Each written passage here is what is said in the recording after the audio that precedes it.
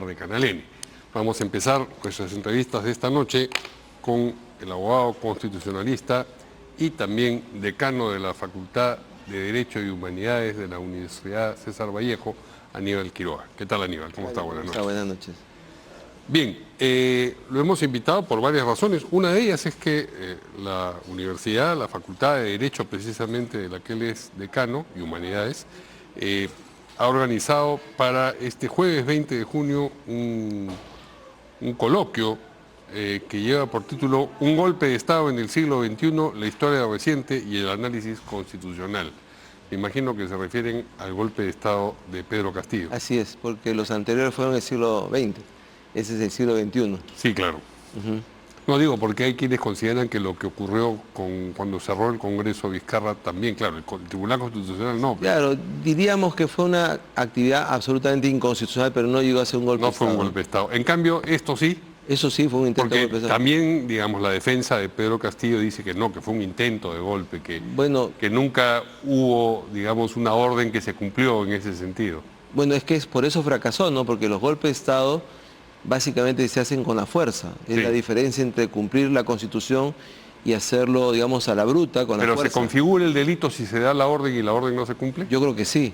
Pero ese es un tema que tendría que verlo los jueces. En este caso lo que queremos es reflexionar acerca de si es posible o es viable un golpe de Estado en el siglo XXI, cuando ya hemos madurado, tenemos 30 años de Constitución, tenemos ciclos constitucionales que se han ido dando, a pesar de que la Constitución, como un avión que pasa a veces por tormentas, se ha sido sacudida, zamaqueada, pero ha resistido, ¿no? Entonces, si es posible pensar razonablemente un golpe de Estado en el siglo XXI, la conclusión es que no. Y en ese caso, lo que hemos querido hacer es buscar a los protagonistas. O sea, cuando uno analiza el golpe de Estado de Velasco, tiene que ir a los libros, ¿no? Sí. Yo tuve ocasión de entrevistar a General Morales Bermúdez en vida, pero, digamos, tiene que ver la historia, o si pasa lo mismo con el tema de Fujimori. Pero acá tenemos a los protagonistas cerca, a la mano, ¿no? Entonces hemos hecho 3 mesas, la primera con los protagonistas políticos, el que era presidente del Congreso y congresistas y el ministro de Justicia.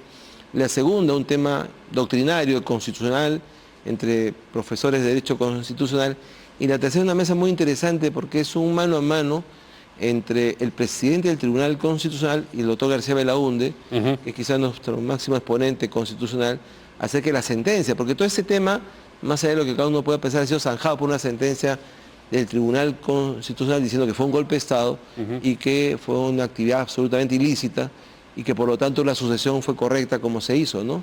Pero si usted se refiere a esto como un mano a mano, es porque se presume que las posiciones van a ser distintas. No, porque digamos, el profesor García Belaúnde no va a ser un panelista, no va a comentar la sentencia, va a comentar la posición, puede que coincidan en muchas cosas, ¿no? Pero digamos, hemos tratado de poner lo que sería en el lenguaje de los toros de poder a poder un mano a mano de dos juristas importantes, el presidente del tribunal y el profesor de Derecho Constitucional más importante del país.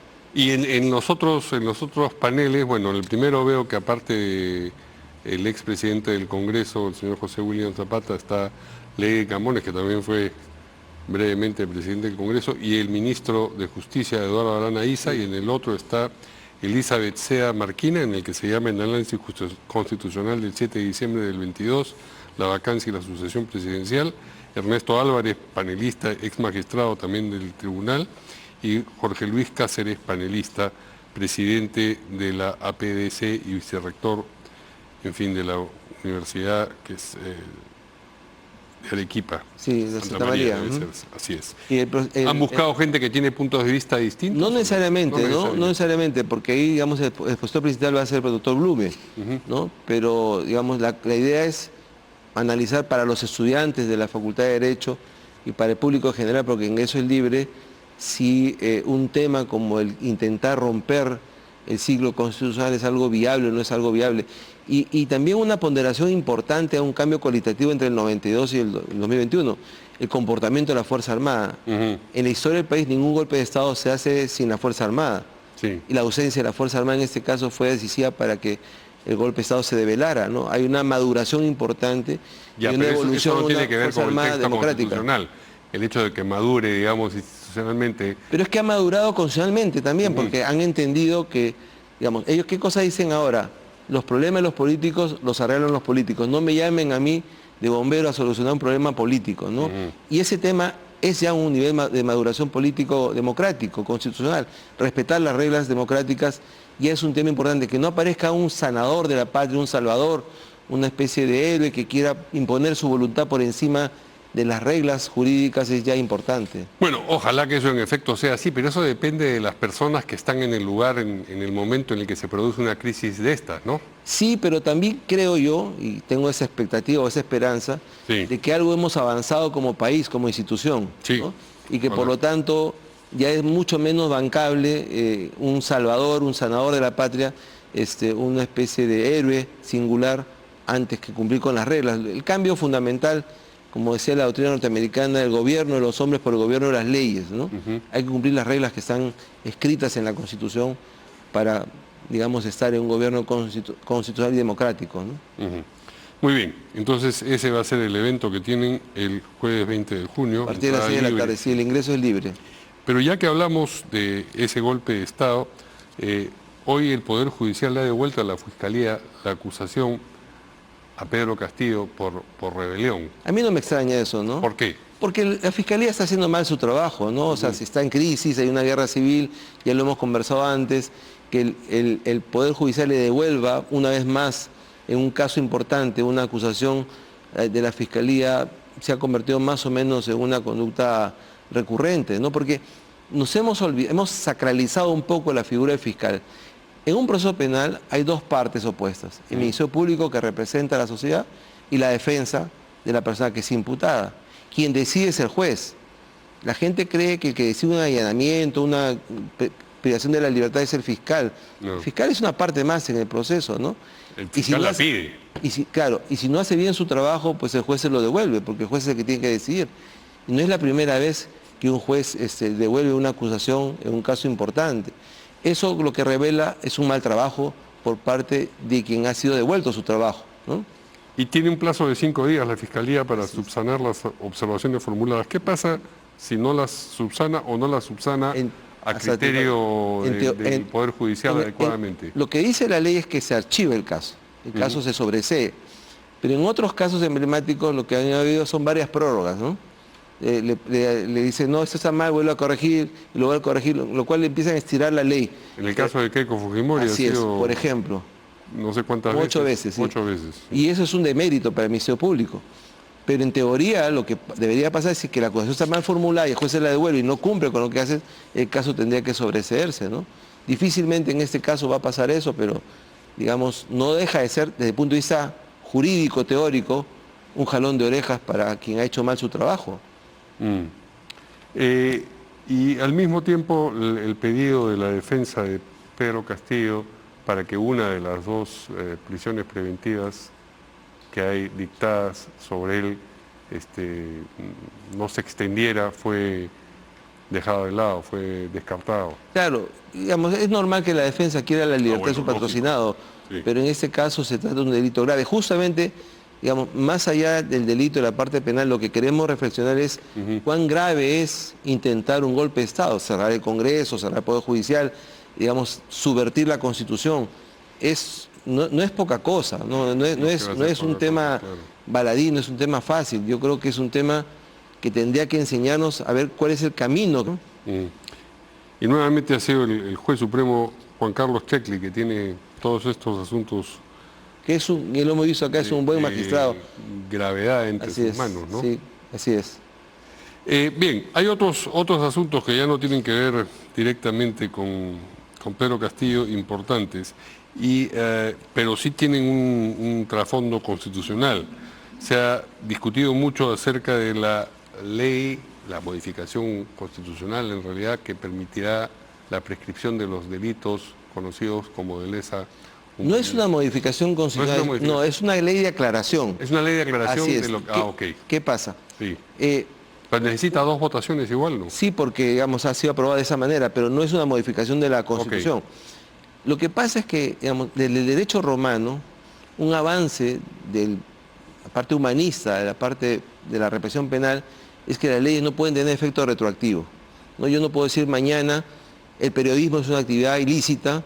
Y en consecuencia condeno a todos los que ejercen el periodismo. Y lo persiguen a usted dice, pero recién rige a partir del día siguiente, ¿no? Es un principio del derecho occidental que está inclusive en el artículo 9 del Pacto San José. O sea, la propia Convención Americana dice expresamente eso. Nadie podrá ser reprimido por una figura típica que no esté expresa e inequívocamente expresada en la ley con anterioridad a la fecha de los hechos. Lo que ha pasado en el Perú es que por esta suerte de ideología, esta guerra civil ideológica en la que estamos, mucha gente ha sido imputada de lesa humanidad antes del año 2002. El delito de lesa humanidad, digamos, aparece en el sistema internacional en el año 98 y en el sistema peruano en el 2002. Entonces, nadie tendría, si aplicamos la Constitución y el Pacto San José, que ser imputado antes del 2002 de lesa humanidad. Pero los jueces y fiscales lo han hecho permanentemente. Y entonces, a partir de ahí jalan una condición adicional. Si yo te puedo imputar por lesa humanidad antes del 2002, entonces ese delito es imprescriptible. Entonces tiene gente procesada hace 30 o 40 años. Y eso es absolutamente irregular, absolutamente irrito, ¿no? Y cuando la ley de Rospigliosi lo que dice precisas de los jueces y fiscales que no pueden aplicar retroactivamente, la gente salta. Dice, están haciendo la lesa humanidad prescriptible. No están haciendo ni lo uno ni lo otro. Están diciendo, la ley de lesa humanidad, que es grave, de aquí para adelante. Eso no quiere decir que los de atrás sean impunes.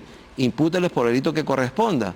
Y por supuesto, en esos delitos que corresponda, podrá prescribir, si es que tiene que prescribir, porque la prescripción, como ha dicho el Tribunal Constitucional, es parte del debido proceso. El Estado no se puede pasar 40 años persiguiendo a una persona. Hay el caso del general Rivero, que tiene un cuarto de su vida en prisión y no sale porque le suman las penas y le suman las penas y le aplican retroactivamente.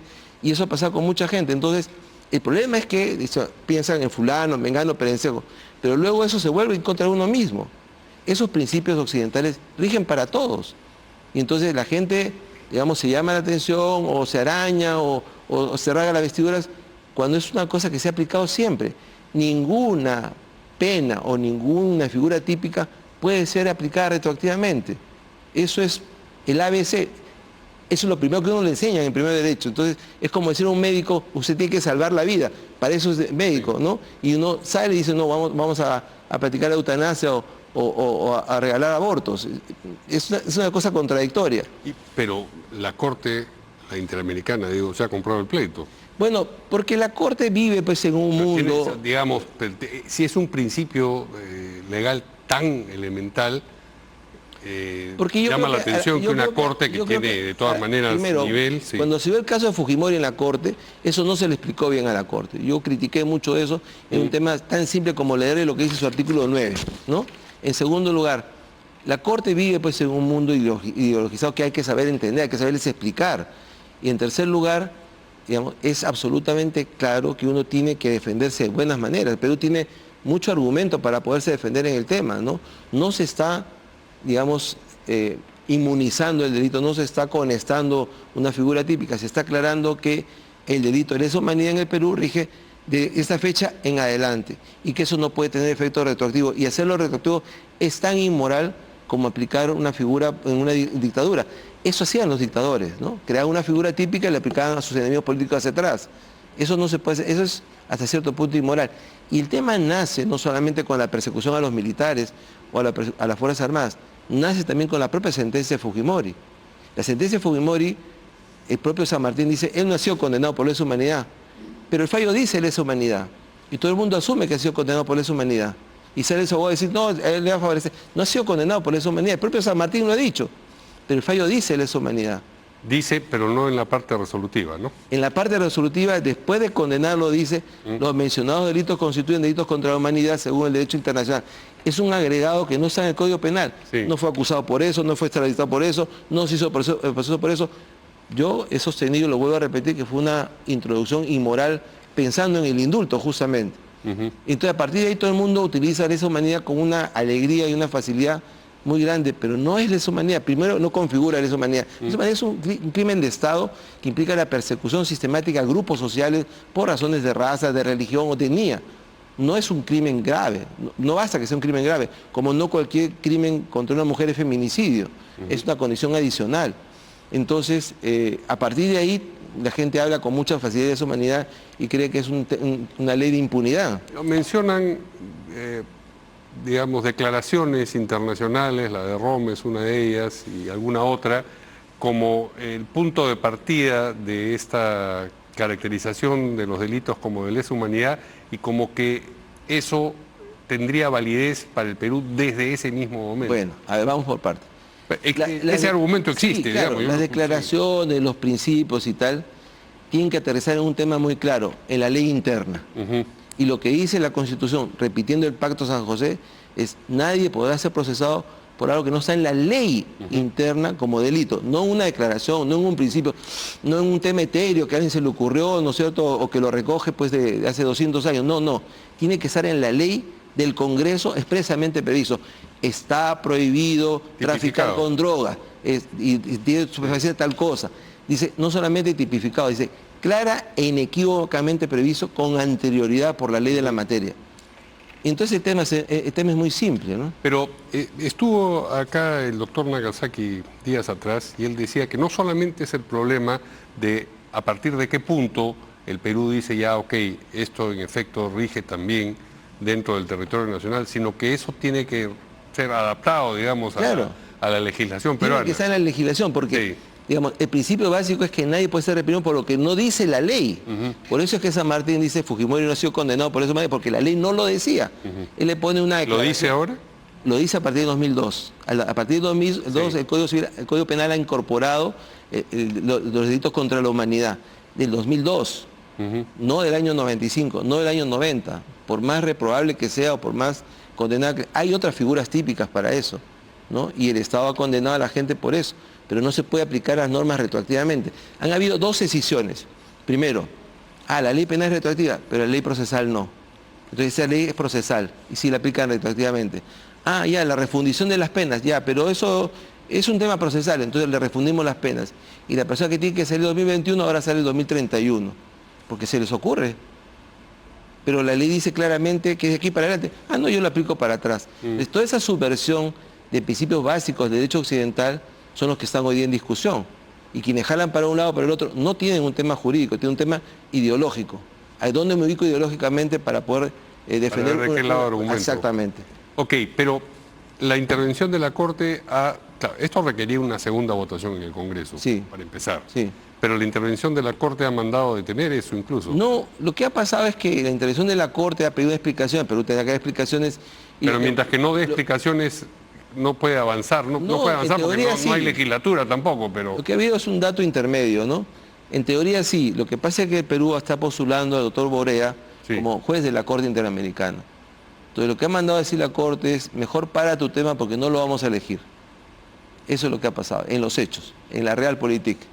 Entonces por eso se ha suspendido... Es un mensaje sobreentendido ese. Es un mensaje sobreentendido, ¿no? Es muy claramente, muy explícitamente dado. Entonces han suspendido la discusión de la ley, que es una ley obvia, porque no dice una cosa distinta, dice, por si acaso, oye juez, fiscal, no puedes acusar por lo que no era... ¿En realidad es una ley redundante o no? Es una ley de interpretación, que existe muchas veces las leyes interpretativas, ¿no? Que aclaran un punto, ¿no? Pero, digamos, los propios fiscales dicen que no, porque claro, les gusta tener la manga ancha para denunciar por lo que sea, en cualquier momento.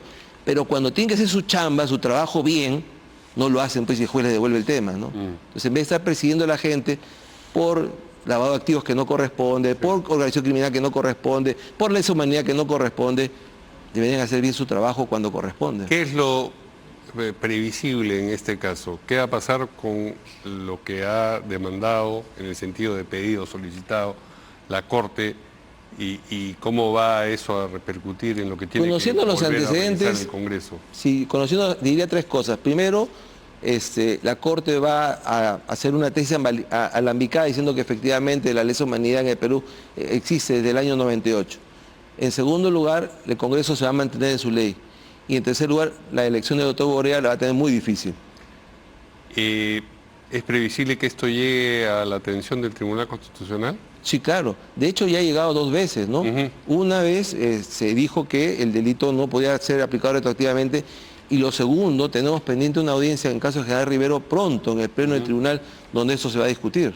El doctor Blume, que estuvo acá la semana pasada, dijo que hubo un asunto que revisaron ellos y que votaron cuando estaba todavía el señor Ferrer y con, no sé si fue Sardón el otro, y con, no sé si fue Sardón el otro, y votaron los tres de Ferrero en el mismo sentido, es decir, que esto ya ha sido Eso ya de alguna manera... Pero siguen insistiendo en el tema que no, y se impone pues todo un tema caviar, se impone todo un tema de ideología, se impone todo un tema de prensa en un sector de la prensa, y la gente se convence de que es una ley de impunidad y que con esto va a salir Montesinos y va a salir fulano, mengano, y la gente se asusta.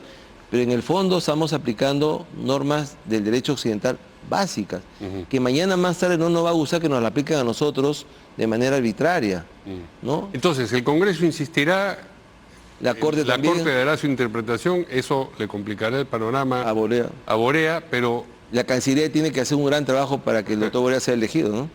Pero esto, digamos, para consumo interno, ¿se resolverá en el Tribunal Constitucional? Yo creo que sí, yo creo que sí. Y ahí veremos entonces cuál va a ser la interpretación apropiada. Después dirán que el tribunal es un apéndice del Congreso. En Wikipedia encontré una definición del Tribunal Constitucional que dice que es una creación de Fujimori. Ni siquiera cierta, es una gran ignorancia, porque el tribunal se crea en el año 79, con la Constitución del año 79, no la crea Fujimori, pero digamos, si la gente se maneja con ese nivel de desinformación, es bien difícil, ¿no? Por eso yo sostengo que todavía estamos asistiendo a una guerra civil ideológica en la cual no nos ponemos de acuerdo y enfrentamos las cosas de una manera muy polarizada. Finalmente, ese es uno de los temas. El otro tema importante es el de la eliminación de los movimientos regionales, por lo menos como organizaciones con capacidad para postular a las elecciones, a los distintos comicios que se celebran en el país. Nuevamente hay quienes arguyen que eso afecta el derecho a ser elegido, a representar, y que en consecuencia lo aprobado en primera instancia por el Congreso no es constitucional. Lo que pasa es que vamos a asistir a elecciones el año 26 y la gente se va acomodando. ¿Qué me conviene más? ¿Distrito unicameral, distrito plurinacional, distrito único? Van a haber 2 cámaras y claro, de alguna manera el Congreso soporta la acusación, que en alguna parte no deja de ser cierta, de legislar en lo que le favorece, ¿no? El solo hecho que los actuales congresistas puedan ser candidatos al Senado sin tener la edad ya revela un elemento, ¿no? Pero tendríamos que tener un poquito más de ponderación entre todos para poder legislar el tema electoral de mejor manera para el país y no en la conveniencia para cada quien. Eso es como marco general, pero a propósito de lo aprobado en primera instancia en el Congreso... Sí, yo creo que debería permitirse los aumentos regionales, ¿no? ¿Pero es inconstitucional lo aprobado? No es inconstitucional. No, porque la ley dice, la Constitución dice que la ley regula el sistema electoral. O sea, es tan libre que sea uninominal, que sea plurinominal. O sea, son opciones del legislador, ¿no? Ok. La del estribo, me había olvidado.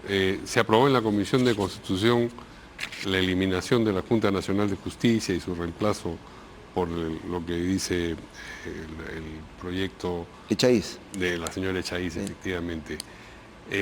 Eso, bueno, primero hay un cálculo político de cómo va a ser tomado en el Pleno, y tiene que alcanzar una cantidad de 87 votos. 87 votos, sí.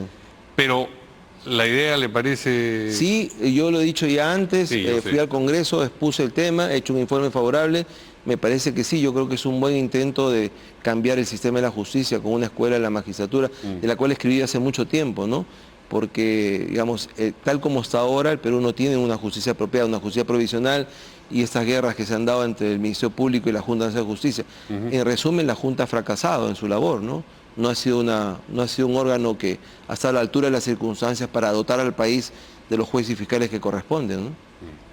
Muy bien, pues muchas gracias al abogado constitucionalista, pero también decano de la Facultad de Derecho y Humanidades de la Universidad César Vallejo, Aníbal Quiroga, por acompañarnos aquí en Portada, y suerte con el evento que tienen el 20. Muchas gracias, buenas noches. Buenas noches.